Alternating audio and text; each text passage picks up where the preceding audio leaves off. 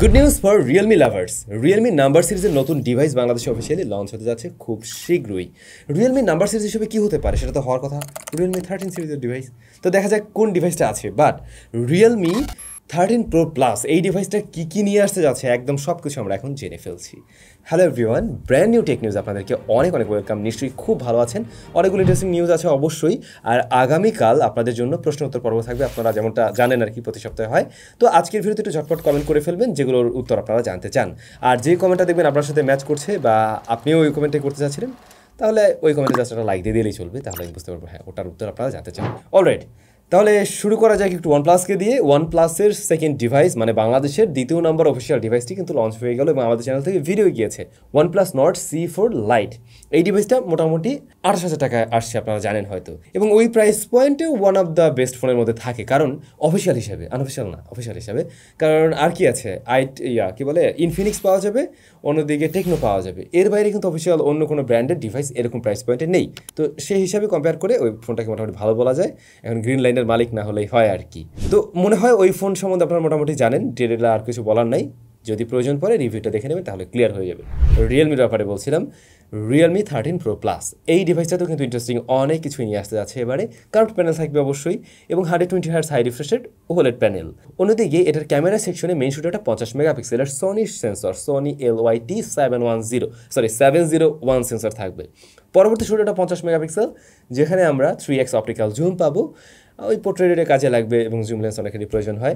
দেন 8 মেগাপিক্সেলের একটা আলট্রা শুটারও আছে, আর ফ্রন্ট ফেসিং ক্যামেরা 32 মেগাপিক্সেলের। অন্যদিকে এর প্রসেসর হিসেবে রয়েছে Qualcomm Snapdragon 7S Gen 2, run করবে অ্যান্ড্রয়েড 14-এ, ব্যাটারি 5000 mAh এবং 80 ওয়াটের চার্জার বক্সেই পাওয়া যাবে। এখন দেখা যাক বাংলাদেশে কি আসলে মানে এরকম প্রো লেভেলের কিছু নিয়ে আসে। মনে হয় না, আমার মনে হয় নাম্বার সিরিজের যেটা একদম বেস ভ্যারিয়েন্ট বা বেস মডেল যেগুলো, এরকম কিছুই আসবে বাংলাদেশ বলে কথা। গত 2-3 মাসে আমার চ্যানেলে আপনাদের রিকোয়েস্টের ভিত্তিতে অনেকগুলো মটোরোলা ডিভাইসের রিভিউ আপনারা পেয়েছেন, যেগুলো কম দামের মধ্যে দারুণ কিছু অফার করছিল। ওই প্রাইস পয়েন্টে ক্লিয়ার মানে একদম বলা যায় এরকম ছিল আর কি, মোটো জি সিরিজটা আর কি। তো মটোরোলা মোটো G85 5G এই ডিভাইসটা কিন্তু 10 জুলাই ওরা লঞ্চ করতে যাচ্ছে এবং এই ফোনটাও বেশ ইন্টারেস্টিং এবং যতটুকু জানতে পারলাম মানে প্রাইস টু পারফরমেন্স খুব দারুণ হতে যাচ্ছে। যেমন ওই ফোনটাতেও কার্ভ প্যানেল থাকবে, পিউলেট প্যানেল, 120 হার্টজ হাই রিফ্রেশের, ভালো নাকি ব্রাইটনেসও থাকবে, ক্যামেরা 50+8, একটা আলট্রাওয়াইড একটা মেইন, তো এটাও কাজের বলা যায়। ফ্রন্ট ফেসিং ক্যামেরা 32 মেগাপিক্সেল, সেটাও ঠিক আছে। HD6S Gen 3 এটা নতুন প্রসেসর, আই হোপ এটা মিড রেঞ্জের জন্য মোটামুটি একটা ক্যাপেবল প্রসেসর হবে। দেখা যাক ওই ফোনের সাথে আসলে অবশ্যই আমরা এটারও রিভিউ দেওয়ার ট্রাই করব। ব্যাটারি 5000 mAh, চার্জিং সিস্টেমে 33 ওয়াট নাকি থাকবে, আর ইন ডিসপ্লে ফিঙ্গারপ্রিন্ট স্ক্যানারও পাওয়া যাবে এতে। কেবল ম্যাটার্স এই যে কোম্পানিটা, এরা মূলত খুবই বিখ্যাত কেবল তৈরি করার জন্য, মানে ওই যে তার বা ইউএসবি কেবল আর কি যেগুলো আমরা বলে থাকি, ওই জিনিস তৈরি করার জন্য। তো পৃথিবীর বুকে ফর দ্য ফার্স্ট টাইম তারাই নিয়ে আসছে, লঞ্চ করছে আর কি 80 Gbps ট্রান্সফার করা যায় এমন একটা কেবল। মূলত থান্ডারবোল্ট 5 কেবল তারা লঞ্চ করছে এবং যার দাম রেখেছে $23 মতো। দাম কিন্তু একদম কম না, মোটামুটি ভালোই দাম। বাট ভাই জিনিসও তো সেই 80 Gbps, চিন্তা করা যায়। তো এই কেবল থেকে কী ধরনের সাপোর্ট পাওয়া যাবে আমি স্ক্রিনে একটা ছবি দিয়ে দিলাম, একটু দেখে নেবেন আর কি। হয়তো অলরেডি আপনারা জানেন স্যামসাংয়ের আনপ্যাকড ইভেন্ট খুব শীঘ্রই হতে যাচ্ছে এবং সেখানে স্যামসাং গ্যালাক্সি Z6 এটাও তারা লঞ্চ করবে। তো ওই ডিভাইসটাতে কী থাকছে এবারে মোটামুটি সেগুলো ক্লিয়ার।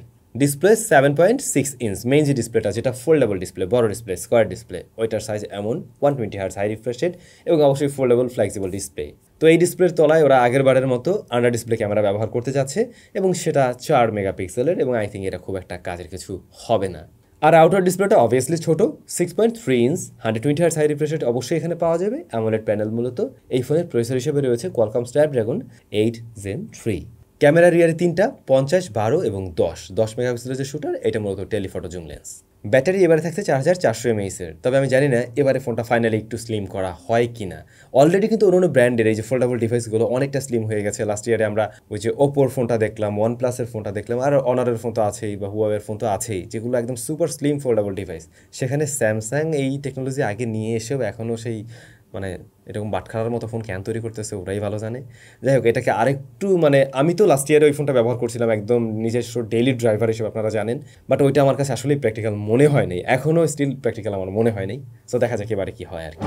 9 জুলাই রেডমি তাদের রেডমি 13 5G ডিভাইস লঞ্চ করতে যাচ্ছে, এবং জানেন কিনা জানি না, ওই দিনটাই কিন্তু রেডমির 10 বছরের অ্যানিভার্সারি আর কি। তো এই যে ডিভাইসটা, এটা 5G ফোন অবশ্যই, যেখানে প্রসেসর হিসেবে থাকছে কোয়ালকম স্ন্যাপড্রাগন 4 Gen 2।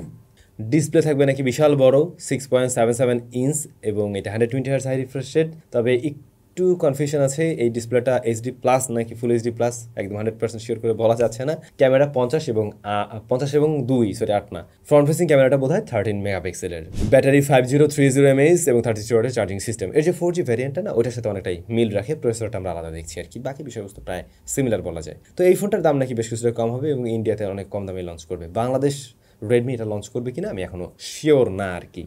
তো ভাই ব্রাদার, এই ছিল আজকের মোটামুটি টেক নিউজ। আগামীকালকে তাহলে প্রশ্নোত্তর পর্বে দেখা হচ্ছে আপনাদের সাথে। সবাই অনেক বেশি ভালো থাকুন, কালকে তাহলে দেখা হয়ে যাক। আপাতত বিদায় নিচ্ছি, সাইনিং আউট।